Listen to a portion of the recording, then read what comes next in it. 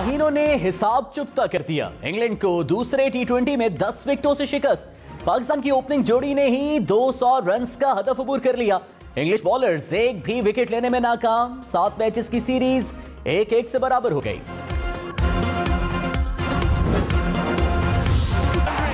King Babar is back. Babar Azam की शानदार century. 66 गेंदों पर 110 रन बनाए, 11 चौके, 5 छक्के लगाए। मोहम्मद रिजवान की मुसलसल तीसरी टेस्ट सेंचुरी। 51 गेंदों पर 88 रन जोड़े, 5 चौके, 4 छक्के लगाए।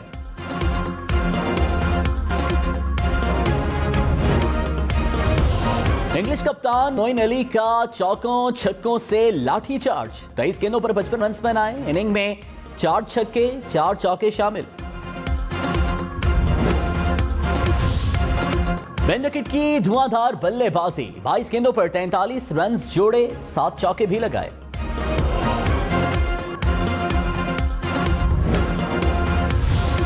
खुशदिल शाह की खराब फील्डिंग। मोइन अली की शॉट को पकड़ ना सके और चौका करा दिया। अगली गेंद पर आसान कैच भी गिरा दिया।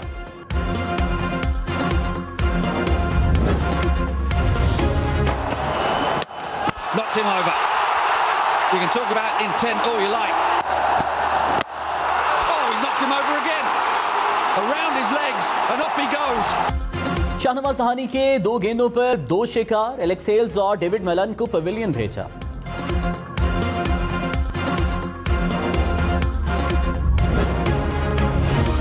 की 5 विकेटें गिरी। 5 बल्लेबाज बोल्ड हुए। हारिस रऊफ, शाहनवाज दहानी ने 2-2 विकेट्स हासिल की।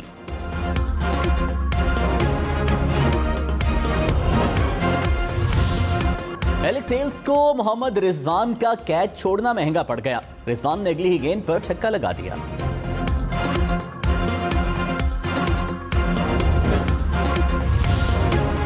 बाबर आजम और मोहम्मद रिजवान टी20 की सबसे कामयाब जोड़ी। भारत के शिखर धवन और रोहित शर्मा की जोड़ी को पीछे छोड़ दिया। भारतीय जोड़ी ने 52 इनिंग्स में 1743 रन बनाए। बाबर और रिजवान ने 36 इनिंग्स में भारतीय जोड़ी से ज्यादा रन बना लिए।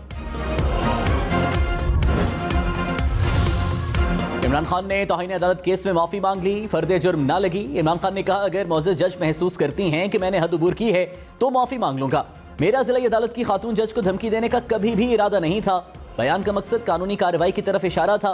खातून जज के सामने जाकर वजाहत देने को तैयार हूं कि मैं या मेरी जमात जज के खिलाफ कोई कार्रवाई नहीं चाहती। इस्लामाबाद हाई कोर्ट ने तहरीरी फैसले में इमरान खान की माफी बज़ाहिर तसल्ली बख्श करार दे दी। बयान हल्फी जमा करने की हिदायत।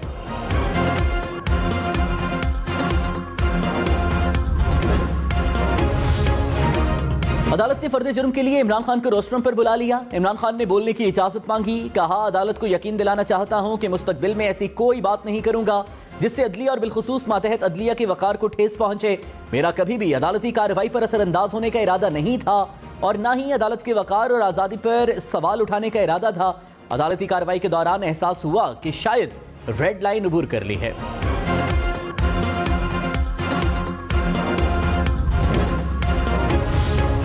इमरान खान ने अदालत में कहा, इनकी 26 साल जदोजहद कानून की बालादस्ती, अदलिया की आजादी और एहतराम के लिए है।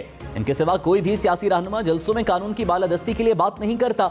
अदालत को मुतमईन करने के लिए कोई भी ऐसा कदम उठाने को तैयार हैं जिसे अदालत जरूरी समझती हो।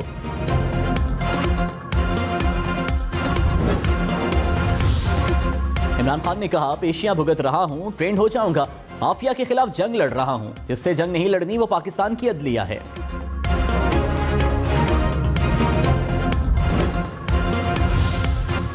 इमरान खान ने कहा, मुल्क पर कब्जा करने वाले निजाम से फायदा उठा रहे हैं। कानून बनाकर खुद को अरबों रुपए के करप्शन केसेस से निकाल रहे हैं। इनका हुकूमत में आने का मकसद अपनी चोरी बचाना था। जब समझूंगा कि कारकुन तैयार हैं तब लॉन्ग मार्च की कॉल दूंगा। 25 मई को हमारी तैयारी नहीं थी, अब तैयारी से आएंगे। शहबाज शरीफ और राना सनाउल्लाह को फिक्र करनी चाहिए। राना सनाउल्लाह इस्लामाबाद में छुप नहीं सकेंगे।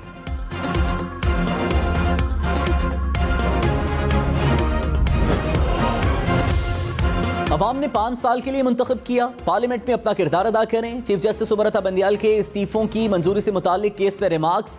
कहा, करोड़ों लोग इस वक्त सैलाब से बेघर हो चुके हैं। मुल्क की माशी हालत देखें। अंदाजा है 123 नशिस्तों पर ज़िमनी इंतखाबात के क्या अखराजात होंगे। स्पीकर का अपना तरीकाकार है, हम कैसे मुदाखलत कर सकते हैं? बज़ाहिर स्पीकर के इख्तियार में मुदाखलत से आर्टिकल 69 मुतासिर हो सकता है।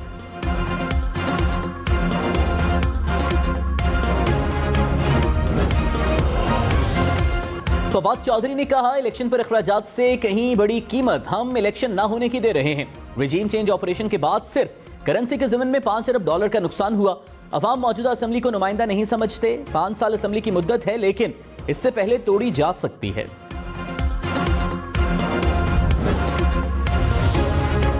ज़िमनी इंतखाबात में सरकारी वसाइल और हेलीकॉप्टर के इस्तेमाल का केस, इलेक्शन कमीशन का इमरान खान को दोबारा नोटिस जारी करने का हुक्म।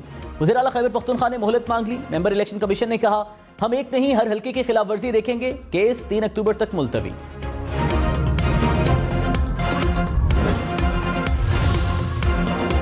वज़ीर आज़म शहबाज शरीफ से यूरोपीय यूनियन की सदर की मुलाकात। माइक्रोसॉफ्ट के बानी बिल गेट्स भी वज़ीर आज़म से मिले। पाकिस्तान में सैलाब से तबाही और मौसमियाती तब्दीलियों पर तबादला ख्याल। वज़ीर आज़म ने मुतासरा खवातीन और बच्चों की हालत ज़ार से आगाह किया। शहबाज शरीफ ने कहा, पाकिस्तान सैलाब की तबाहकारियों का सामना कर रहा है। खवातीन और बच्चों की फरियाद पर अक़वाम मुत्तहिदा को तवज्जो देने की जरूरत है। सैलाब ज़दगान की हालत उजागर करने पर अमरीकी सदर जो बाइडन का मशकूर हूँ।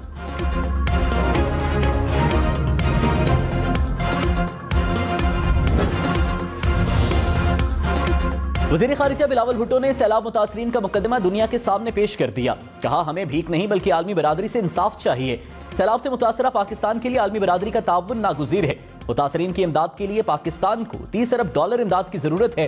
गैर मुल्की चैनल को इंटरव्यू में मजीद कहा, इस वक्त हम रिलीफ और रेस्क्यू मरहले में हैं, जिसके बाद तामीर नौ के मरहले में दाखिल होंगे।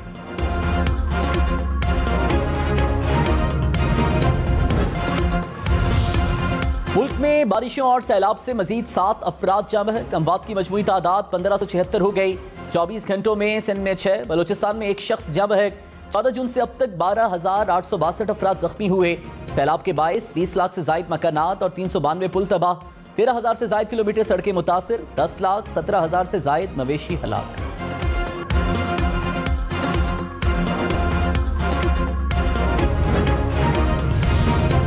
वज़ीर आज़म शहबाज शरीफ और सऊदी वली अहद मोहम्मद बिन सलमान का टेलीफोनिक राबता। सैलाब की सूरत हाल, रिलीफ और बहाली के इक़दामात पर गुफ्तगू।